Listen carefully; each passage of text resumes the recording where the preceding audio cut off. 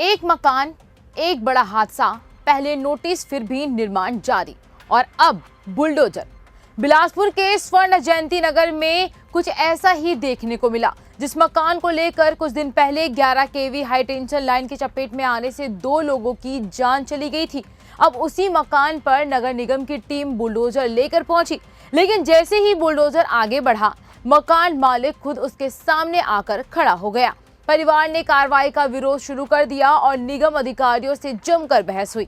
अब सवाल सिर्फ ये नहीं कि बुलडोजर क्यों चला, सवाल ये है कि अगर निगम को पहले से पता था कि निर्माण नियमों के मुताबिक नहीं है, तो कार्रवाई पहले क्यों नहीं हुई? और क्या इस कहानी में सिर्फ एक मकान है या फिर शहर के कई ऐसे निर्माण हैं जिन पर अब भी निगम की नजर पड़ने वाली है?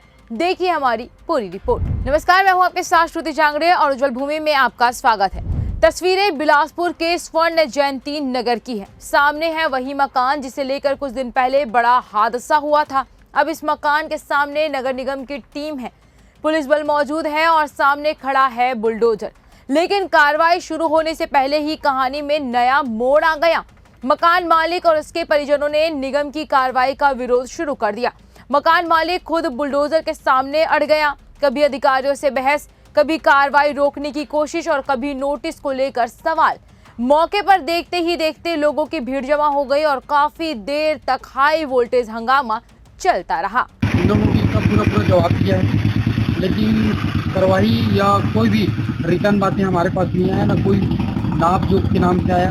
और अभी जो तोड़ फोड़ किया है, किसी को बेस बनाएगा क्या है कैसे, उसके बारे में नहीं बोलूंगा। जिनका गया छठी को उसको तो भगवान नहीं जानता है। परिवार का कहना था कि कार्रवाई से पहले उन्हें उचित वैधानिक नोटिस नहीं दिया गया, लेकिन निगम की कहानी कुछ और है। निगम के मुताबिक मकान का निर्माण स्वीकृत नक्शे के विपरीत किया जा रहा था और भवन मालिक को पहले भी कई बार नोटिस दिए गए थे।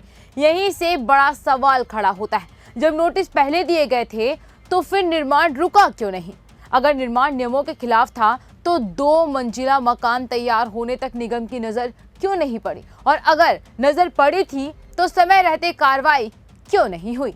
दरअसल कुछ दिन पहले इसी निर्माणाधीन मकान में 11 केवी हाई टेंशन लाइन की चपेट में आने से 2 लोगों की जान चली गई थी।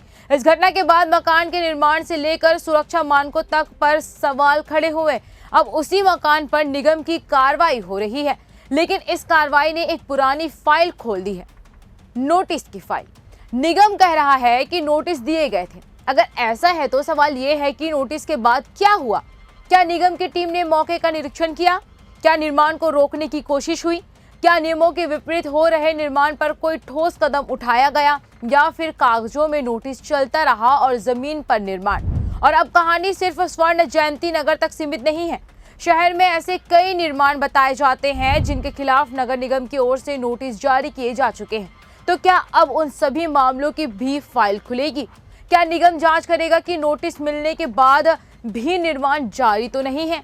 क्या ऐसे सभी निर्माणों पर कार्रवाई होगी या फिर कुछ दिन बाद मामला ठंडा पड़ जाएगा? क्योंकि असली सवाल यही है, निगम की कार्रवाई हादसे के बाद क्यों दिखाई दी?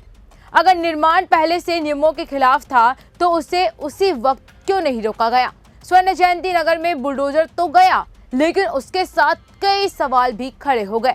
एक तरफ निगम का दावा है कि नियमों के खिलाफ निर्माण पर कार्रवाई की जा रही है, दूसरी तरफ मकान मालिक कार्रवाई को ही गलत बता रहा है। बीच में खड़ा है वो सवाल जिसका जवाब अब सबसे ज्यादा जरूरी है। अगर निगम को पहले से सब पता था तो फिर इंतजार किस बात का था?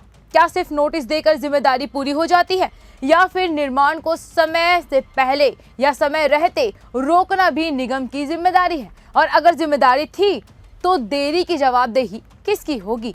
स्वर्ण जयंती नगर में बुलडोजर की कार्रवाई तो शुरू हो गई, लेकिन असली कहानी अब भी शुरू है, क्योंकि सवाल एक मकान का नहीं, पूरे सिस्टम की निगरानी का है। अब देखना होगा कि निगम इस कार्रवाई को यहीं रोकता है या शहर के दूसरे नियम विरुद्ध निर्माणों पर भी शिकंजा कसता है। और सबसे बड़ा सवाल, अगर पहले से नोटिस था तो कार्रवाई के लिए हादसे का इंतजार क्यों किया गया? फिलहाल इस मामले में आपकी क्या राय है? हमें कमेंट करके जरूर बताएं और वीडियो अच्छी लगी तो लाइक, शेयर, सब्सक्राइब करना बिल्कुल ना भूलें।